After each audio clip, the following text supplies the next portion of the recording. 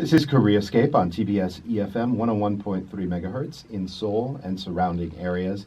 Tourism is an ever more important part of the Korean economy nowadays, and with the springtime weather and Friday here, maybe it's an important part of your personal life as well. Maybe you're thinking of doing some traveling, and so it only makes sense for us to carve out a little time for talking tourism with guest host and professional tourist Jimin Yoon. She's here every Friday. Hey, Jimin. Hello, good morning. Talking tourism, you are the enviable job title of professional tourist. You get to think about these kind of things for a living. So what topic do you want to bring us this week? Today I would like to talk about B&B, bed and breakfast. More in general, I would say guest house, but it's really hard to distinguish the concept between guest house and B&Bs these days. Well, what is the difference then?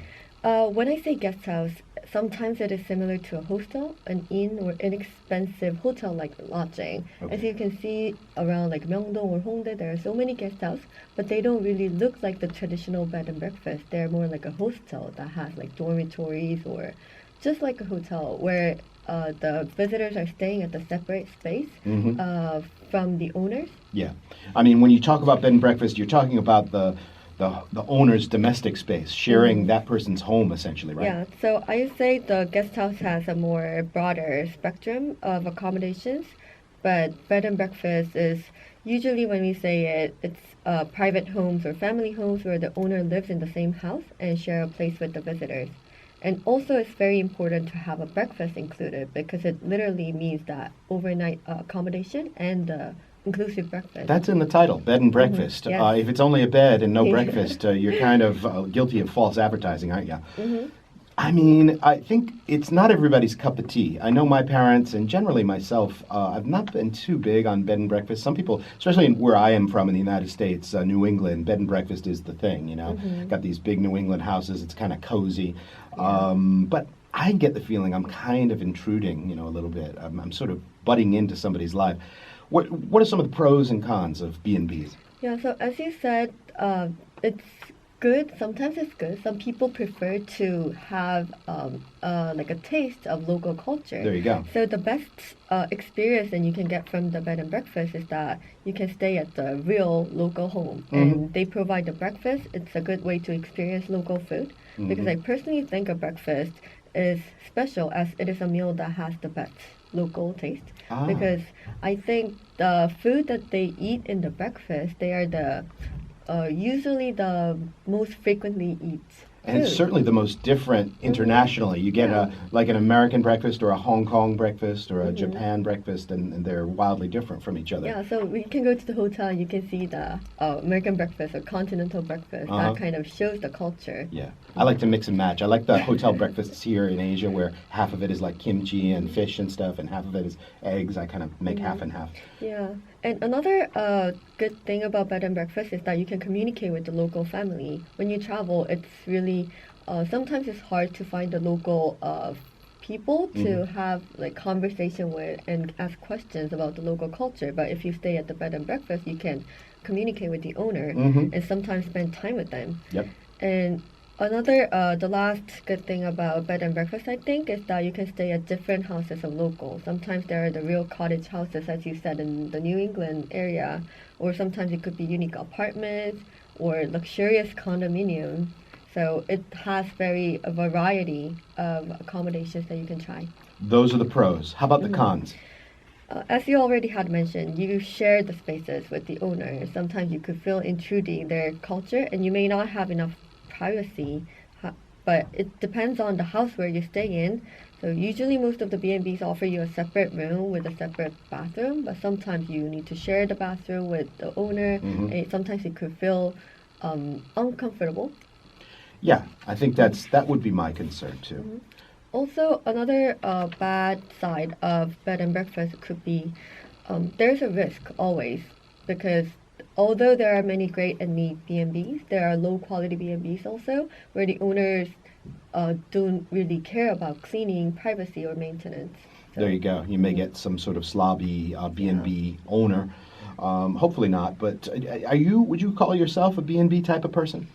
I am. Yeah. I like B&Bs rather than the hotels because it makes me to experience the local culture. I think that's the best thing that I would go for. It's more important when you're going somewhere international, perhaps, and you want that condensed experience of the local lifestyle. Yeah, and when you travel for the longer period, sometimes you want to stay at a place where it looks like a home, rather than just hostel or like a hotel. Looks like every other hotel you stayed in the past. Yeah. Have you done it, B&Bs? The B&Bs that I can remember is the one that I stayed in Austria, Salzburg. Salzburg is the city known as a filming location of the movie Sound of the Music. So the city is very beautiful and it has a lot of gardens and stuff. Isn't that where Mozart came from too? Yes. Yeah. So I was traveling with 3 of my friends and found this B&B in Salzburg, and it was up in the hill. So everything surrounding the B&Bs were very beautiful. It's just like a local cottage house with a beautiful garden and also a city view. And the owner, I even remember her name, Mrs. Rosemary. It's interesting. It doesn't sound all that Austrian, Yes, Mrs. Rosemary. but she said her name is Rosemary, so I thought it was very interesting. Nice. And she offered us a room in attic, which was very romantic also. And the room was filled with the artifacts that the Mrs. Rosemary had collected. So all those like flowery stuff were inside the room. It was all decorated. And it felt cozy and comfy, as it is totally different from a hotel. It's just like a home that I can live in. So, and she was very nice that she provided a homemade breakfast with bread, egg, and fruit. I would say that could be the continental breakfast. Sure. And it was fascinating to stay at the local home's kitchen and eat just like a member of her family. So it was a very great experience. And when we were checking out, I don't want to say check out because there is no kind of Formal process to check yeah. out. But when we were going out from the house, she made us a homemade sandwiches to have on our way to the train station. So I felt really touched that she made this for us. So that experience had made my stay in Salzburg. That's quite lovely. I think you have to be a certain type of person to stay there. You also have to be a certain type of person to be the host. You have to be almost this kind of caring and motherly or nurturing type where you're going to pay extra attention to your guests and not just say, yeah, there's the room, go sleep, and I'll see you in the morning. You have to, I think, like it to get into that business in the first place. You want to get involved with your guests. I think that's the attitude that owners should have for having a B&Bs. Yeah, yeah. Nowadays, I suppose that the definition of B&B has gotten a little watered down with services like Airbnb because the owner isn't always there. Sometimes they're doing this as a side business. They've got like an extra apartment. And they are almost becoming like a mini hotel operator in and of themselves, right? So in old days, B&Bs that we can think of are the accommodations you just find on site when you are traveling and just walk in. But with the use of internet, you can always find B&Bs online, as you mentioned. Airbnb is a great example, which has 2 million rooms on lists worldwide. I thought it was amazing. It's now like getting up to the number of the rooms that like a big hotel chains and have it's worth worldwide. Billions. Like the market value is worth billions of dollars. It's interesting. They're going through some of the same stuff that Uber is going through. Like the local property owners are feeling kind of muscled in on. And there was even in Chinatown, in one city in the U.S., there was a note saying, "Dear Airbnb traveler, your stay has helped to dislodge some of the residents here by driving up the prices and the rents." So it's not without controversy, but I think a lot of us have used Airbnb at one time or another. It's a pretty cool service. It's getting really big worldwide. And well, Airbnb is also enlarging its market in Korea too, but there are, like in Korea, when we talk about B&Bs, there are so many guest houses, as I mentioned it before, but more traditionally when we say Korean BnBs, they are called, I would say, minbak. Minbak, yeah. So it's more like the accommodations you can find in the countryside. Yeah. And there's a new startup called Matjoy Korea, which is just like an Airbnb, but more specialized in Korean traditional B&Bs in the countryside. So the company wants to connect the people, local people who are running the B&Bs to the visitors so that they can go and visit. Nice. And the best experiences you can have in Korean minbak would be breakfast, homemade Korean breakfast. Okay. They're amazing. We'll give you the similar experiences you can have when you go visit your grandma's house in countryside for holidays. So I thought it would be very amazing to experience in Korea. Cool. We can put maybe the link out to that service on our social media in a little while. And as those minbaks are in the countryside, most of them are farmers and they own their farms with the B&B. So good thing about going to stay in minbak is that you can actually have a direct sales of their own farm products to the visitors.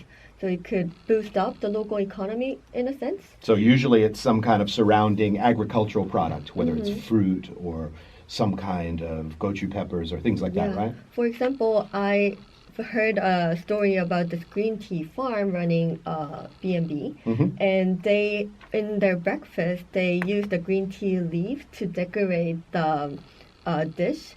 So that people were asking like, oh, what is this? And they say, this is the green tea leaves, and they are interested in the green tea products, and they really actually go visit the farm and buy the green tea products for themselves. I can think of a lot of potential uses for green tea in a B&B or a minbak setting. I mean, you've got, obviously you can drink green tea, but you can make all kinds of green tea cakes and muffins and breads. And then there's green tea infused soap and shampoo and things like that. So you could really use that as a platform to develop a whole bunch of local green tea type products. Sure. Yeah, sounds like a great experience. Again, you have to decide for yourself whether you are the B&B type. Do you want to be in somebody's home? Do you want to go the corporate route with a hotel, or do you want to try and get something with sort of one foot on either side by going to a minbak or that kind of thing? Appreciate you sketching out the various options available, Jimin, and thanks for talking tourism with us. Thank you. And Koreascape returns right after this.